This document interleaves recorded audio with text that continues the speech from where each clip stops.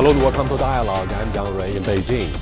China State Council Information Office released the country's first ever South China Sea white paper on Wednesday. The document comes at a time when the Arbitral Tribunal has just issued a verdict on the case brought by the Philippines regarding territorial ownership in the South China Sea. So how should we understand China's maritime rights as outlined in this new white paper? What is the responsible course of action for both parties in the South China Sea? And do Washington and Beijing have the capacity to work out their differences? To address all these issues, I'm joined in the studio by Mr. Lo Chun-hao from the Institute of Maritime Studies, affiliated to the China Institute of Contemporary International Relations. But before we begin our discussion, let's take a look at this. The historical facts collected in the white paper show that China was the first not only to discover, name, and explore the South China Sea islands, but also to exercise sovereignty and jurisdiction over them. After the Second World War, China retook the islands occupied by Japan. The South China Sea islands, as seen in the map published by the Chinese government in 1948, fall within the dotted line. The white paper discloses that the Philippines has been invading the islands and reefs in the South China Sea by force since 1970s and started to build military facilities since the 1980s, not to mention harassing and attacking Chinese fishermen and boats.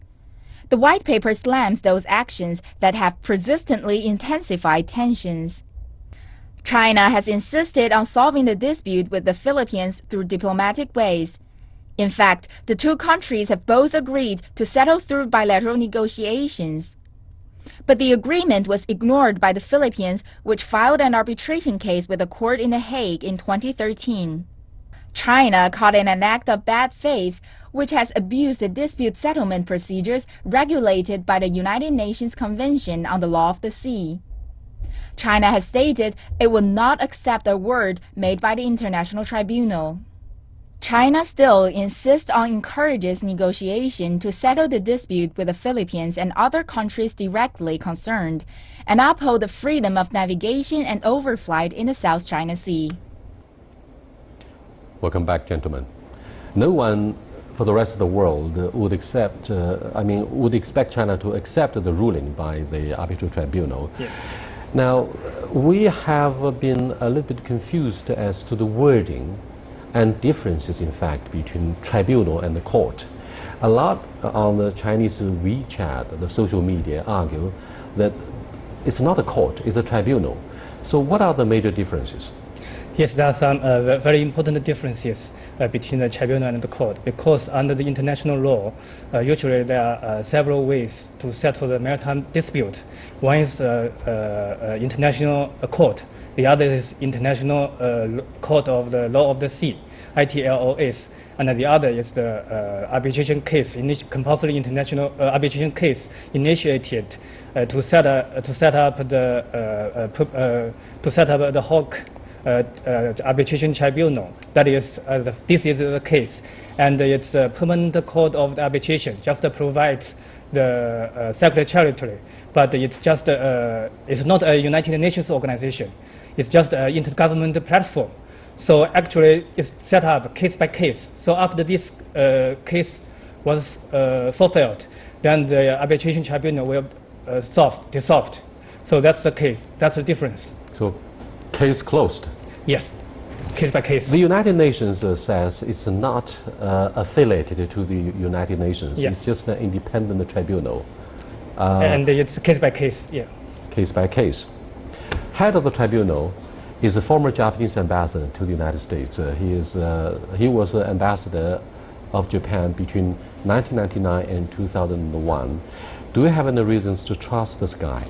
Is he more of a diplomat, a politician? Because he's also a senior consultant to Prime Minister Shinzo Abe about how to amend the pacifist constitution.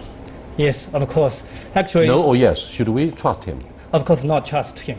Because actually, the first point I have to make is that he is not the chairman of the tribunal. He is the chairman of the president of the International Tribunal of the Law of the Sea. This is under the United Nations organization. So according to the law, he has the power to appoint some lawyers, the arbitrators, So actually, but just now you mentioned his experience means that maybe he has already had some biased opinion on the maritime disputes relevant to China, because he has also served as ambassador in the United States. So I think that he already has some biased opinion before when he was played the role of the president of the ITLOAs. So I think that it's actually we should his credibility should not be trusted. Yeah. It's so important for playing a fair game, of course. Yeah. Now, Article 298 of UNCLOS has often been quoted by the Chinese authorities to justify its defiance. Yeah. What does this article say? According to the Article 298, and any country can have the right to have some exclusion statement that some of the issues should not be subject to the maritime dispute settlement mechanism provided by the UNCLOS. Those issues are, first, relevant to historical entitlement. The second, relevant to the maritime delimitation. Third, is relevant to the military and law enforcement activities. So I think that in 2006, China has already made some exclusion statement according to this article. So, and according to our opinion, this case initiated by Philippines unilaterally is in essence closely relevant to the maritime delimitation issue. So already China has already made this kind of statement. It's beyond the jurisdiction power of the tribunal. Yes. What's your understanding about China's refusal to go to The Hague, 3 years ago? Was it because China misunderstood or because of a poor judgment that the tribunal would not take the case? There was a kind of a consensus back in the year 2013 that this case filed by the Philippines would not be taken seriously. However, we were proved wrong. Now, looking back in your review of what went wrong, or it may not go wrong, but people have been talking about why China refused to join the tribunal. There must be a reason for that. Yes, there are several reasons from many perspectives, politically and legally. First is that I think that China thinks that the dispute itself is about relevant to the sovereignty dispute and also the maritime delimitation. And we think that because the sovereignty dispute is not the use under the explanation and implementation of the UNCLOS, and the maritime delimitation, we already make the exclusion statement. So we don't think that the arbitration tribunal should have the power, jurisdiction power on these issues. That's from legal perspective. The other perspective that I think that according to Chinese own experience, because China has already solved both disputes with 12 countries. So according to Chinese own experience, we think that the bilateral negotiation and consultation is the best way to solve the disputes. And even if we check across the world, more than 80% of the disputes of the concerning maritime delimitation is solved through the bilateral negotiation and consultations. So that's the point. The third point is that I think that according to Chinese policy, even back to the 1980s, I think that China has already provided the policy. That is, we have to solve the disputes through bilateral negotiation and consultation. And this statement is it's also shared by Philippines because according to our bilateral statement and documents, and also is concerned and also agreed according to the DOC, Declaration of the Code of Conduct in the South China Sea, DOC, in 2002. So I think that based on this judgment, China thinks that it's right not to go to the go to the arbitration case. Yes. Thank you very much. You are watching Dialogue with Mr. Lou Junhao from the Institute of Maritime Studies affiliated to the China Institute of Contemporary International Relations. We're discussing the verdict that was released yesterday or Tuesday by the Arbitral Tribunal in The Hague about the maritime disputes in the South China Sea. We'll be back in a short while. Stay with us. Welcome back. Many here in the mainland are following very closely the immediate response from the rest of the world towards the verdict by the Arbitral Tribunal in The Hague. One article was very impressive. It was contributed by Washington Post. It says no major powers have ever complied with any rulings by any tribunals in The Hague. Certainly, neither did the United States, for example, in 1986. In the case of Nicaragua's anger, and accusing China, it accused the United States of trying to subvert the legitimate government in Nicaragua through supporting the guerrilla there. Now, why do you?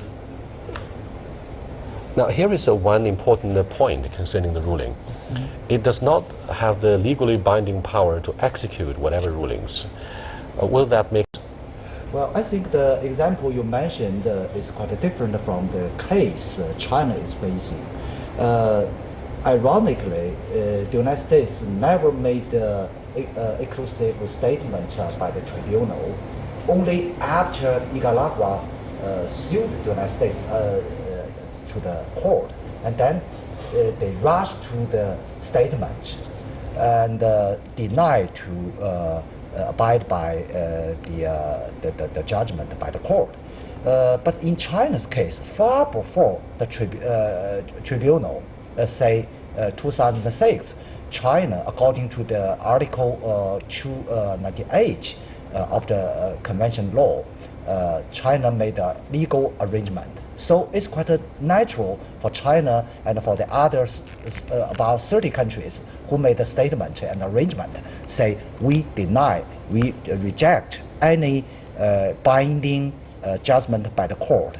So different case, but the article in the Washington Post pointed a very interesting truth that in the current international relations, no big powers abide by the tribunal by varied reasons. But for China's case this time, simply because of the illegal tribunal that violated the DOC between China and ASEAN, that violated the agreement between China and the Philippines in 2011.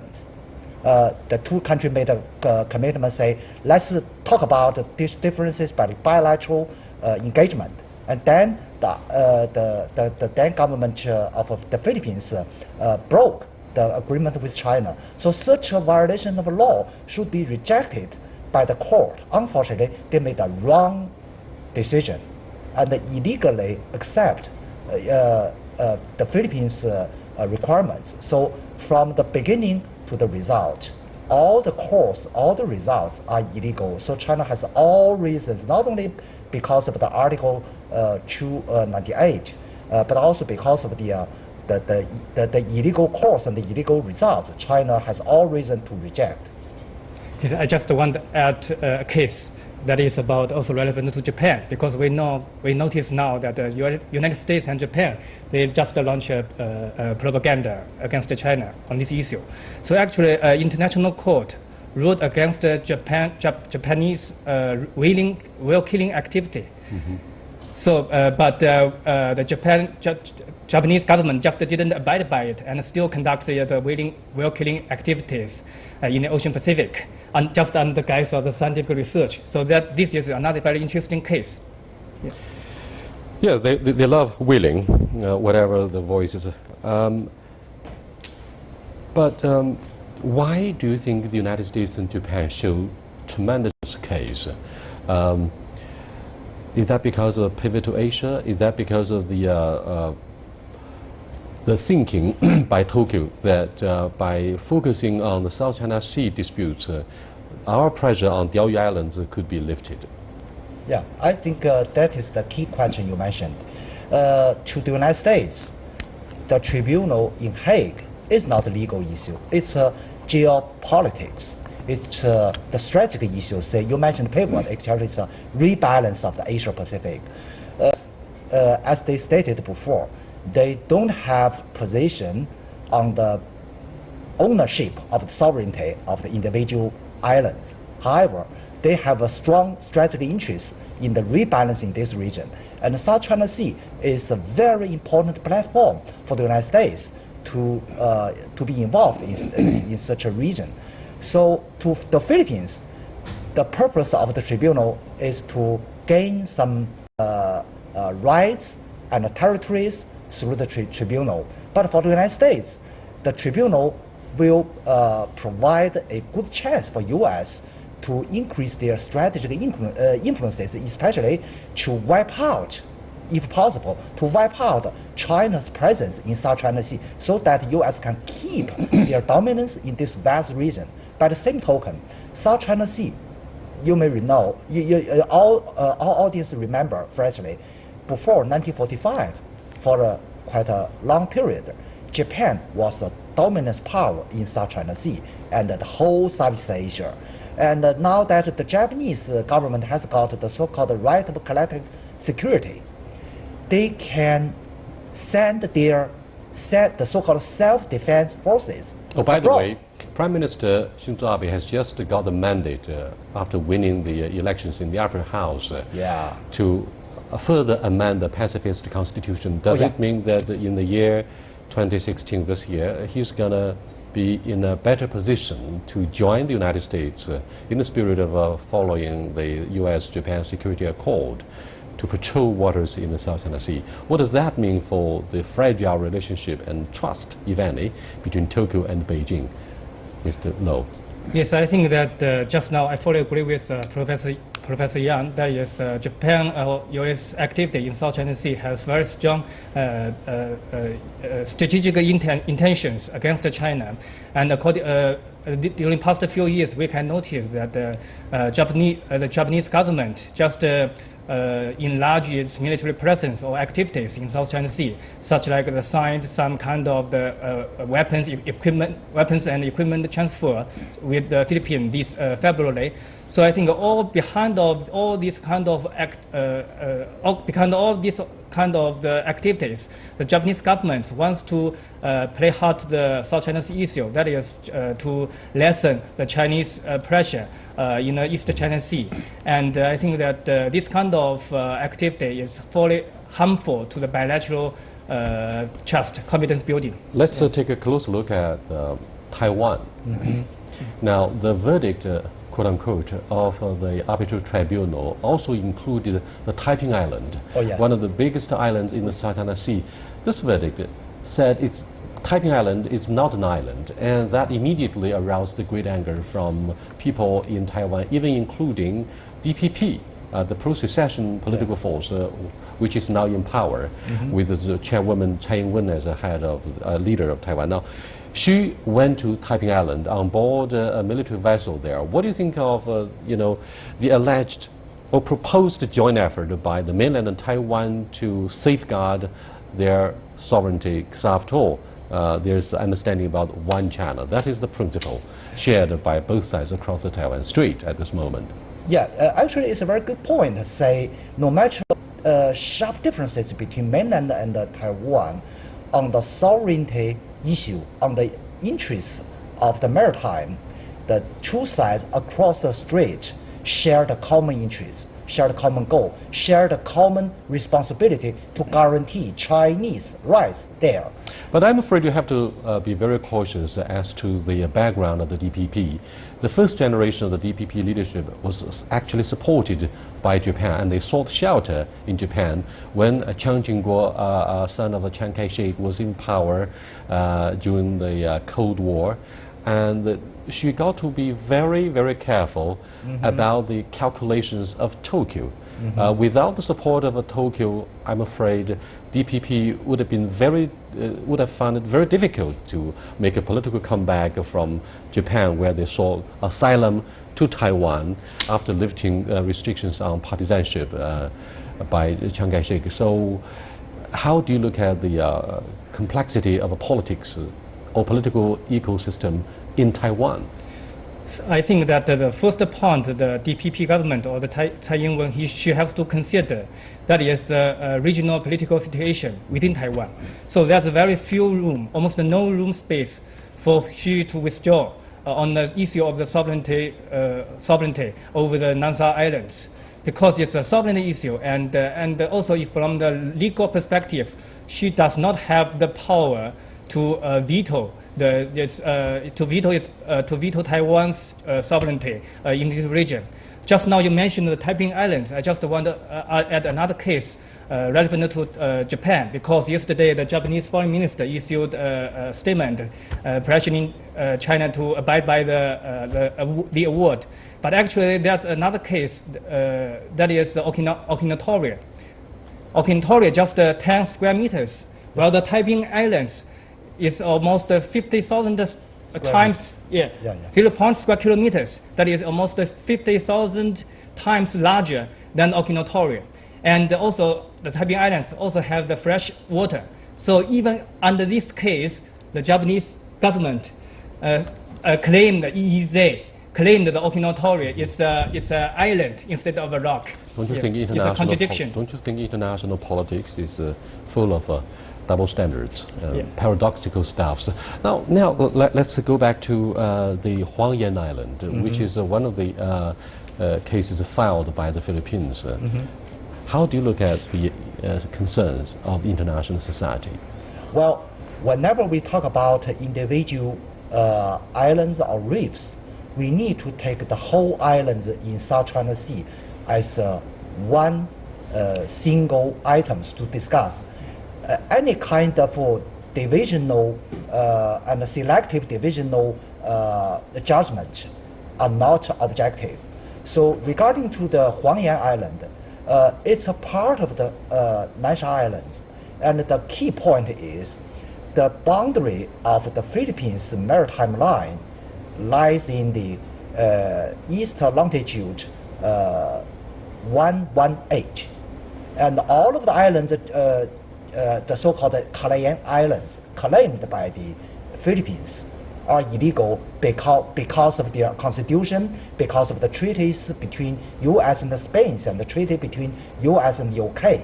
So basically, their suit, their requirements from the Huangyan Island, the Taiping Island, and all islands in South China Sea are groundless, are illegal. So that is the key point. And the Philippines selectively make this point, this part, and that part, and exclude the whole picture.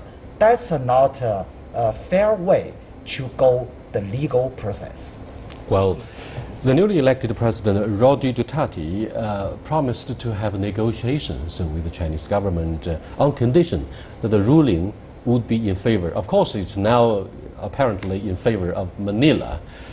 Having said this, how do you look at the prospects that Beijing and Manila would finally sit down to seek a diplomatic solution? And that's also reflected in the response from Ambassador Cui Tiankai, who said in the press release that China would insist on the dual-track approach. On the one hand, we're going to have one-on-one negotiations with other claimants on territorial disputes. On the other hand, we would respect the role of ASEAN in maintaining peace and stability in this region. What do you think of the position of Ambassador Cui Tiankai? I think Ambassador Cui pointed... and also the position of President Duterte.